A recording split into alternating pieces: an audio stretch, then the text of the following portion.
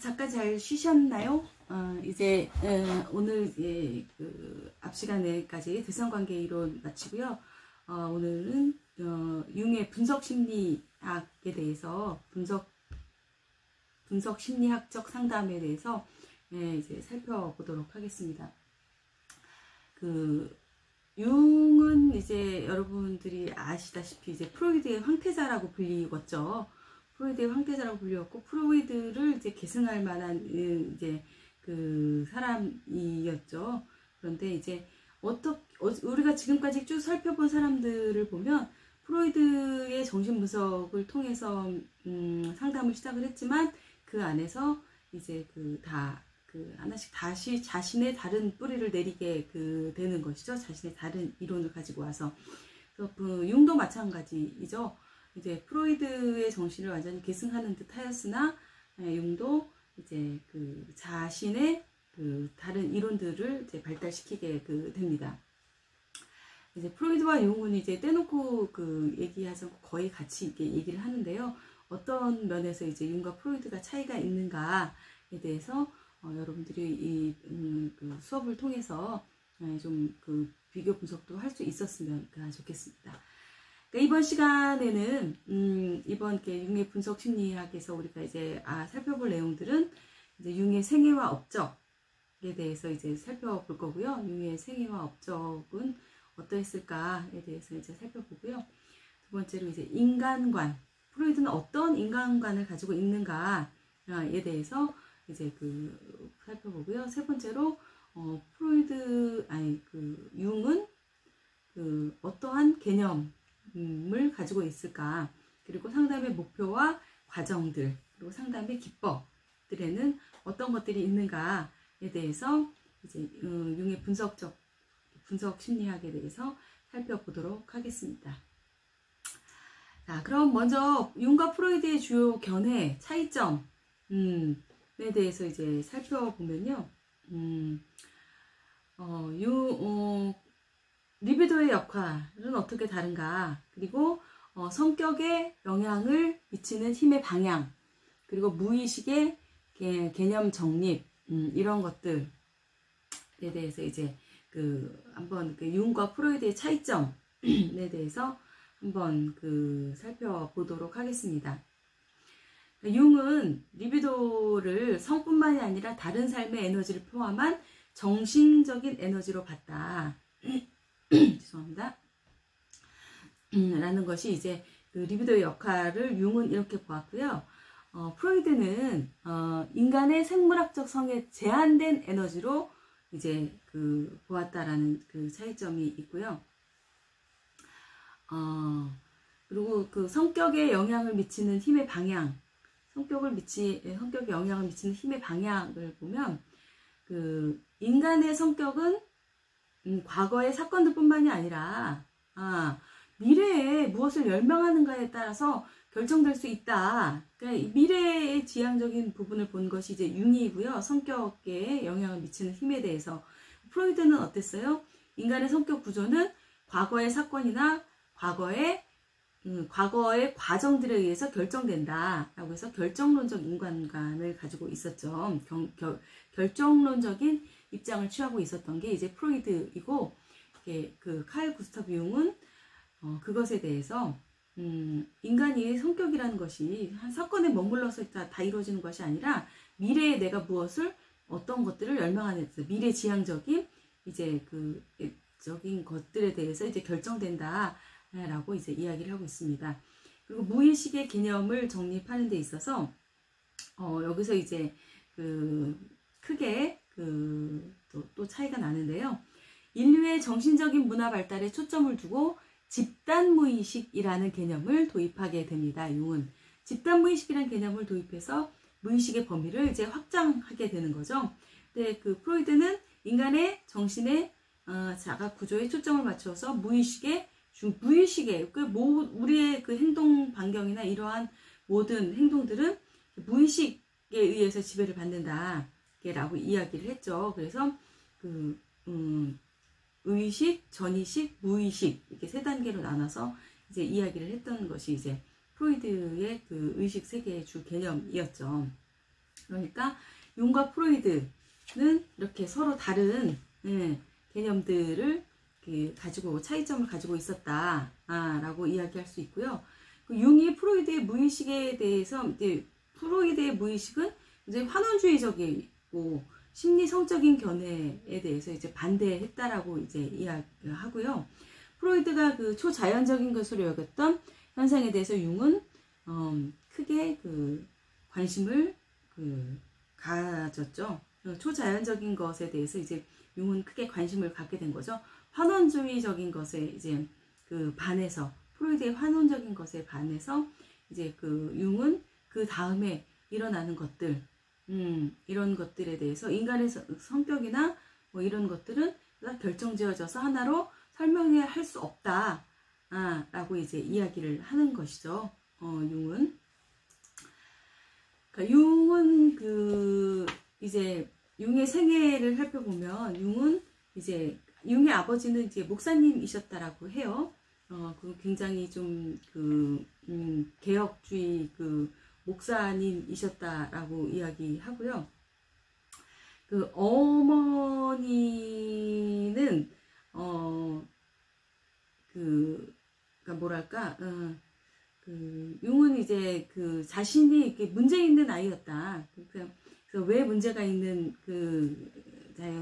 왜 문제가 있는 있었다고 생각을 하냐면 문제 있는 부모 밑에서 자랐기 때문에 문제 있는 그 양친의 틈에서 자란 굉장히 외로운 아이였다라고 자신을 이제 표현을 하는데요.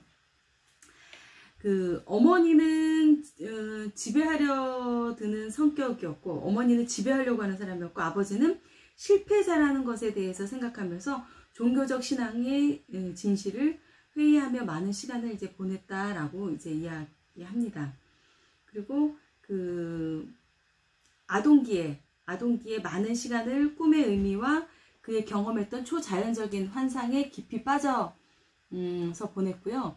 아동기 경험들은 훗날 그가 그의 이론화에 매우 중요한 역할을 했다. 그러니까 참 어린 시절부터 범상치 않았던 거죠. 그래서 그 자연을 탐구하고 희곡, 시, 역사, 철학과 같은 그런 것들에 자신이 선택한 책들을 읽는 것을 좋아했다. 라고 이야기합니다. 그리고 융의 어머니는 굉장히 다방면에서 관심이 많이 있었던 뭐 철학이라든지 신학이라든지 아니면 무슨 어떠한 학문적인 부분에서 다방면으로 융에게 많은 영향을 미술이라든지 이런 부분에 영향을 미쳤다라고 또 이야기합니다. 일단 모든 학자들을 이렇게 살펴보면 어린 시절에 부모에게 어떠한 영향을 받았느냐에 따라서도 이제 자신의 이러한 영역들에 대해서 어떻게 표현되는가에 대한 부분들도 조금 눈여겨보고 살펴볼 만한 필요성이 있다라는 생각이 듭니다.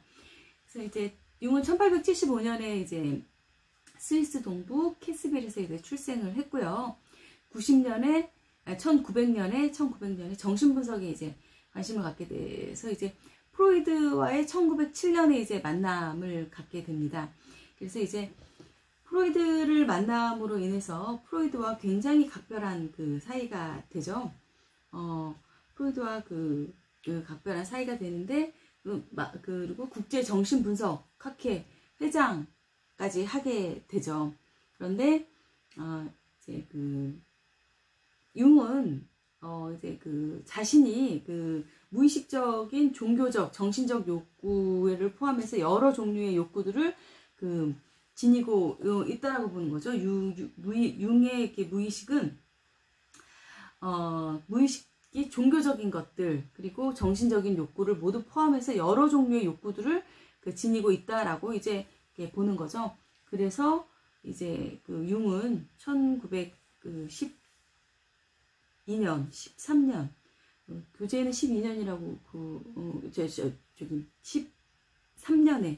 1913년에 프로이드와 이제 결별을 하게 되는 것이죠. 12년의 독자적인 견해를 피기로 결심을 하고 이제 13년에 프로이드와 결별을 하게 됩니다.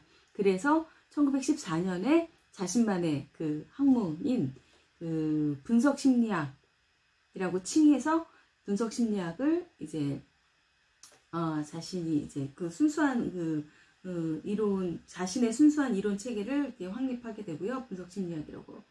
그래서 그러고 나서 이제 이것이 이제 단순하게 이제 이 분석심리학은 단순한 그것이 아니라 여러 가지 순수한 이론의 체계를 언급할 때 이것들을 이제 복합심리학이라고도 이제 부르기도 합니다.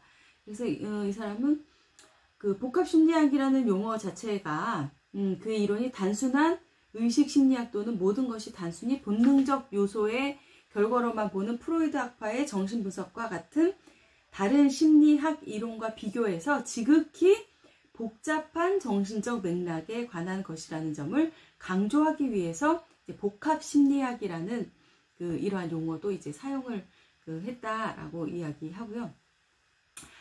이 사람이 이분이 이제 주로 이제 여러분 우리 교재에 나와 있는 것을 보면 교재 여러분 이런 거 보셨나요 혹시? 만다라라는 그림이 있죠? 139페이지에. 요것도 이제 융에 의해서 융의 기하학적 도형, 즉 원과 사각형으로 구성된 상징들 상징들을 그리고 있음을 점차 깨닫게 돼서 나중에 그 상징을 만다라라고 불렀다. 라고 이야기한 거죠. 이제 이 만다라를 가지고 이제 그림 치료를 하기도 하죠. 그래서 이 만다라도 이제 융에 의해서 이제 이렇게 만들어졌다라는 거. 그리고 융은 이제 꾸준히 자기네 자신의 학문적인 분야를 이렇게 넓혀 가면서 이제 이분도 이제 꿈이나 환상을 꾸준히 탐색했고요. 그리고 여러 가지 문화의 신화적인 예술을 폭넓게 연구하면서 그것들 속에서 신화나 문화 이런 것들을 통해서 보편적이고 무의식적인 갈망, 보편적인 것들이라는 게 중요한 거죠. 개인적인 것들이 아니라 보편적인 무의식적인 갈망, 긴장의 표현을 발전시키고자 하였다. 그래서 이 안에서 이제 집단 무의식이 발현하게 되는 것이죠. 그러고 나서 이제 융은 61년에 스위스에서 사망하게 되는데요. 스위스 이제 사망을 하게 되고 이게 저서들을 보면 길고 짧은 것을 모두 골라서 130편이나 됐다라고 합니다. 그 가운데 책으로 된 것이 약 35편 정도. 그러니까 대단한 학자이죠. 됐다. 이 정도 됐다라고 이야기합니다. 그리고 융을 통해서 만들어진 것이 혹시 여러분들 MBTI라고 들어보셨는지 해보셨는지 모르겠어요. MBTI 그럼 성격 유형 검사라고 이제 해보셨는지 모르겠는데요. MBTI 검사가 이제 내향성, 외향성, 성격, 사고, 감정, 감각, 직관 뭐 이렇게 해가지고 이제 성격에 대해서 이제 16가지로 쭉 성격 유형을 분류하는 성격 유형 검사로 알려졌죠. 이것이 이제 융을 통해서 융의 이러한 이론들이 이제 기초가 되었고요. 이 융의 심리 유형들이 이제 기초가 되었고요. 융의 아이디어는 이제 아동 놀이 치료라든지 미술 치료, 심리 치료에 상징적인 삶의 통합에 많은 영향을 주었다라고 이제 이야기합니다. 그러면 이제 융의 지금 쭉 살펴본 무의식과 상징들에 대한 탐구, 그리고 집단 무의식의 개념을 바탕으로 분석 심리학의 이론을 발달시켰다라고 이제 방금 우리 얘기를 했죠. 그리고 인간과 그의 상징, 문화, 영혼성, 원형들 간의 교차에 대해서 이제 설명했다. 프로이드의 이론에서 이제 중요하게 나오는 것이 이제 원형에 대한 이야기죠. 원형. 어떠한 원형들을 가지고 있는가, 인간이. 심리 유형, MBTI의 기초가 됐다. 성격 유형 검사, MBTI의 이론적 기초가 되는 것이 이제 융의 업적이다. 라고 이야기할 수 있겠습니다. 그러면 융은 어떤 인간관에 대해서 이야기하는가, 융은 어떤 인간관을 가지고 있는가 대해서 살펴보면요. 융은 인간이 우리 교재 이제 140페이지 보고 있습니다. 교재 140페이지 여러분들 쭉 따라오시면 될 것 같아요. 융은 무의식에 대해서 융도 이제 강조를 합니다. 무의식에 대해서 융도 강조를 하는데 융은 무의식의 부분으로서 인간의 각자 삶에 영유해 가면서 쌓아가는 경험일 뿐만 아니라 모든 인간의 종족과 인간 이전의 동물 조상들이 축적한 경험도 포함시켰다. 이 무의식이라는 개념에. 그래서 인간의 긴 역사의 산물로 생물학적 유전뿐만 아니라 인간의 긴 역사의 산물에서 생물학적 유전뿐만 아니라 문화적, 정신적 유전을 선조로부터 물려받은 존재다. 라고 이제 융은 이야기하고 있는 것이죠. 융의 무의식에 대해서. 그러니까 이 무의식이라는 것이 이제 생물학적인 유전뿐만이 아니라 문화적이고 정신적인 유전을 선조로부터 이제 물려받은 존재이다. 라고 이제 이야기합니다. 그리고 아동기 경험의 영향을 받기도 하지만 중년기의 경험 및 경험과 아동기의 영향을 받기 중년기를 또 이렇게 개성화라고 해서 중년기에 대해서 이제 중요시 여기고 있는데요. 중년기의 경험 및 미래에 대한 희망, 기대에 의해서 보다 많은 영향을 받는 존재이다. 라고 이제 이야기합니다. 그리고 또 인간은 항상 지금 이 순간보다 더 좋아지고 더 나아지려는 희망을 갖고 있는 존재이다. 라는 거. 그러니까 인간에 대해서 프로이드는 계속 인간이 성격의 환원주의적인 것이 아니라 인간의 계속 변화해 나가는 존재이다. 자신의 개성화를 실현하면서 계속 발전해 나가는 존재이다. 라고 이야기하는 하는 것이 이제 융의 인간관이다. 라고 이야기할 수 있고요. 융의 분석 심리학적 체계에 대해서 이제 기본적으로 이제 어떠한 가정을 하고 있는가, 융의 분석 심리학에서 기본적인 가정에 대해서 이제 살펴보면 융은 성격은 집단 무의식과 그것의 활동에 의해서 영향을 받는다. 여기서 이제 집단 무의식의 개념이 나오는 거죠. 우리가 집단적으로 이제 문화적으로나 우리가 전통적으로 내려오는 어떠한 집단적으로 가지고 있는 무의식에 대해서 이제 융은 이야기를 하는데요. 성격은 집단 무의식과 그것의 활동에 의해서 이제 영향을 받는다. 라고 이야기하고요. 자아의 수용, 자아에 수용될 수 없는 무의식적 요소는 개인 무의식에 머무르게 된다. 라고 이야기합니다. 내 자아에서 이제 수용될 수 없는 이러한 무의식, 이런 것들은 이제 나의 개인 무의식의 깊은 심해 속에서 이제 머무르게 된다. 라고 이야기를 하고요. 콤플렉스는 활동적인 원형 이미지 주변에서 형성되어서 작용한다. 네, 콤플렉스는 이제 활동적인 원형. 콤플렉스라는 것이 이제 우리가 이제 뒤에서 원형에 대해서 이제 살펴보겠지만 원형 이미지 주변에 형성되어서 이렇게 작동하게 된다. 이 원형이라는 것들에 대한 것들을 세세하게 이제 뒷부분에서 살펴보면 이것들이 더 이해가 되실 것 같고요. 자아는 무의식과 외부 세계를 중재한다. 라고 이제 이야기를 합니다. 자아는 외부 세계와 나의 무의식 안에 있는 것들을 중재하는 것이 이제 자아다. 이제 프로이드의 이론과 좀 차이가 있죠. 그리고 자기는 전체를 의미하고 조직화된 원형이다.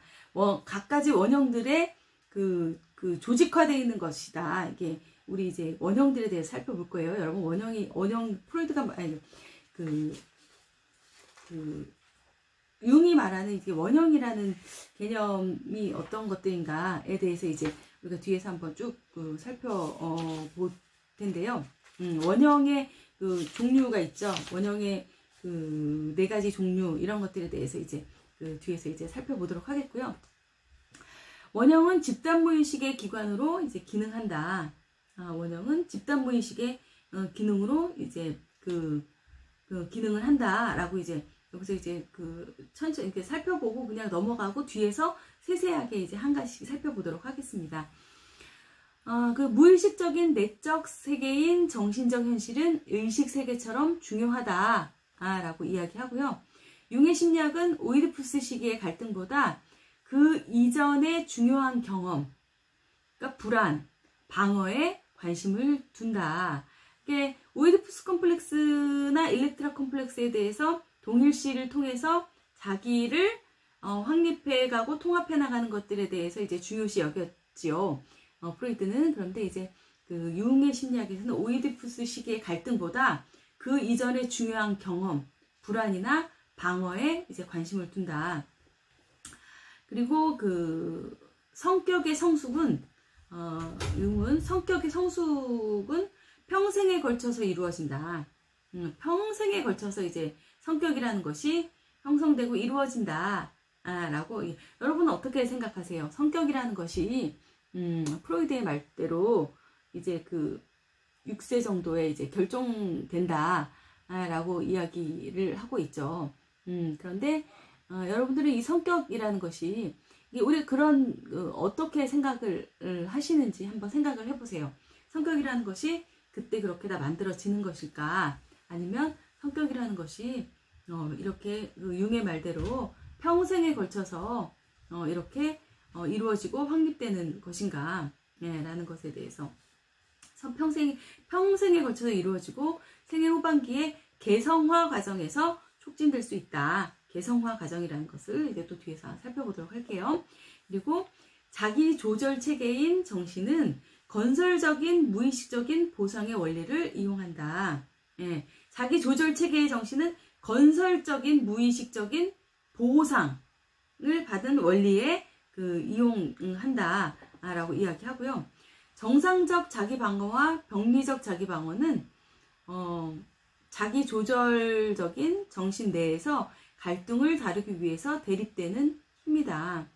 그러니까 정상적인 자기 방어가 있고 병리적인 자기 방어가 있죠. 이러한 그 자기 방어들은 자기 조절적인 정신 내에서 갈등을 다루기 위해서 이제 대립되는 힘이다라고 이제 이야기를 하는 거죠. 그러니까 자기 정신 내에서 갈등을 다루기 위해서 이제 이런 것들이 서로 대립된다라고 이제 융은 이야기하고요. 마지막으로 이제 융의 분석 심리학 체계에 대한 그 기본 가정 마지막으로 정신은 이제 자발적으로 심리적 전체 의식과 무의식적인 통합, 자기 치료를 이제 추구한다라고 이제 이야기를 하죠. 그러니까 우리 여기 교재 142페이지에 쭉 나와 있는 내용들 이고요. 이제 우리 여기 파워포인트 자료들의 내용과 이제 비슷한 내용들인데 이제 기본 가정들에 대해서 이제 파워포인트에 있는 내용들 한번 여러분들이 제가 이제 교재를 중심으로 해서 지금 쭉 얘기를 드렸고요. 파워포인트에 있는 내용들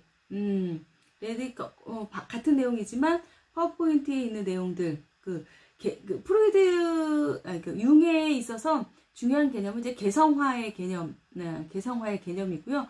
정신 구조는 어떠한 정신 구조를 가지고 있는가.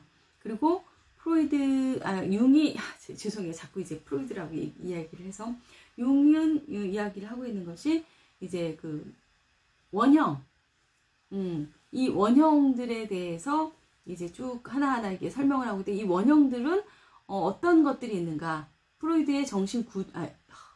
자꾸 프로이드라고 이야기를 하네요.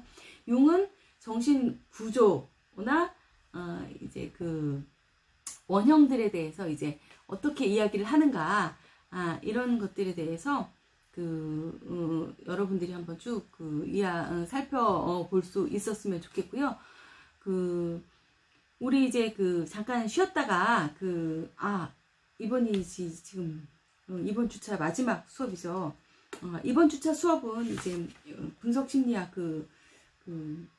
융의 이제 인간관, 융은 어떠한 인간관을 가졌는가에 대해서 이제 쭉 한번까지 살펴봤고요. 다음 시간에 이제 프로이드의 주요 개념들에 대해서 이제 한번 살펴보도록 하겠습니다. 어떠한 개념을 가지고 있는지 개념들에 대해 살펴보도록 하겠습니다. 교재에 나와 있는 내용들에 대해 살펴봤고요. 파워포인트에 있는 내용들은 더 쉽게 설명을 해놨으니까 여러분들이 이 부분들에 대해서 한번 쭉 다시 한번 살펴보시기를 바라겠습니다. 그러니까 그리고 여러분들이 다음 시간에 우리 만날 때까지 융에 대한 주요 개념들에 대해서 한번 한번 여러분들이 먼저 살펴보시면서 이제 살펴보시고 다시 만날 수 있었으면 좋겠다. 이 부분들 주요 개념들에 대해서 이제 한번 쭉 살펴보시고 다음 시간에 다시 융에 대해서 개념들, 이거 어떠한 개념들을 가지고 있느냐에 대해서 이제 하나하나씩 살펴보도록 하겠습니다. 이번 주 수고 많으셨고요. 다음 주에 융으로 다시 만나도록 하겠습니다. 수고 많으셨습니다.